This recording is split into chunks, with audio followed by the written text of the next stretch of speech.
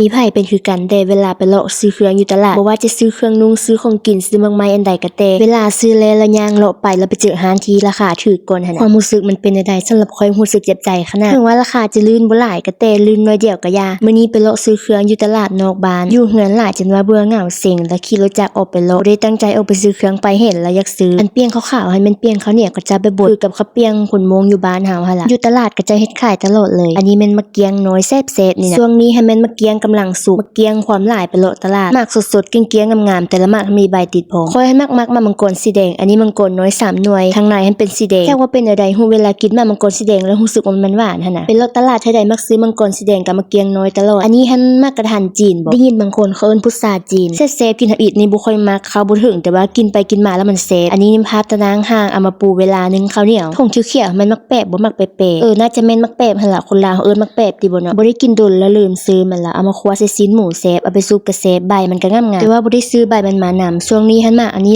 หลายๆอยู่ตลาดแล้วก็มีมักทั่วฝักยาวอันนี้มักอ่อนๆตั้งบ่เอามาแก่คันเอามาแก่แล้วมันเหี่ยวไวตอนไปเลือกหันตั้งเลือกเอามัดน้อยสุดคันเอามัดใหญ่แล้วมากินบ่หมดแล้วก็มีมันฝรั่งน้อยหูคิดหัวเอามาไว้ต้มข้าวให้เฟิร์กัสคันว่าหัวใหญ่ก็ต้มบ่หมดซื้อหัวน้อยต้มคาบใดคาบนั้นเลยมังกรหน่วยนี้หันซื้อคนละหันกับ3หน่วยเมื่อกี้หันทำอีกซื้อหน่วยนี้แล้วพย่างไปหานึงพอเจอราคาถูกกว่าเก่าหั่นน่ะก็มาเจ็บใจแต่ละเทื่อก่อนจะซื้อมังกรหันถามเขาก่อนตลอดว่าเป็นนายสีแดงหรือว่านายสีขาวคันว่าเป็นนายสีแดงจังซื้อใครแต่ว่าอยู่นี่ส่วนหลายมีแต่มังกรสีแดงมีมากมายแล้วก็ต้องมีของกินลิ้นมันยกมันแยกค่อยหันเป็นคนนึงที่มักกินของจุกจิกระหว่างวันอันนี้เป็นขนมเทียนตัวยังน้อยหันมักเฮงตัวนี้หันเป็นรสกุ้งตอนนั้นหันกินแล้วรู้สึกว่ามันแซ่บๆหั่นน่ะแล้วก็มีขนมปังใส่ช็อกโกแลตมีตีนไก่อันนึงซื้อเนละอันของส้มๆอันนี้ให้มันดังอบแฮงขนมส้มนี้มันขนมมักตอนยังน้อยตัวนั้นมักซื้อกินขนาดแล้วก็มีตีนไก่อีกตีนไก่ดองแบบนี้มีหลายยี่ห้อคันว่ามีตัวหนังสืออยู่ทางแจงถึงสีแดงหันไปว่ามันยี่ห้อที่แซ่บเพราะว่าเคยลองซื้อยี่ห้ออื่นมากินแล้วมันคิ้วๆมื้อนี้หันพาเฟิร์กัสไปกวดอยู่หมอเดอันที่จริงก็บ่ได้เป็นหยังดอกตั้งพาไปกวดซื่อๆว่าปกติดีบ่เพราะว่าหากเต็ม1ปีกวดเบิ่งน้ำหนักส่วนสูงการพัฒนาการต่างๆทุกอย่างก็ปกติดีบัดมาท่านหมอเอากล่องอาหารเสริมให้2กล่องอยู่เฮือนหันยังมี3กล่องยังกินบ่ทันหมดซ้ำ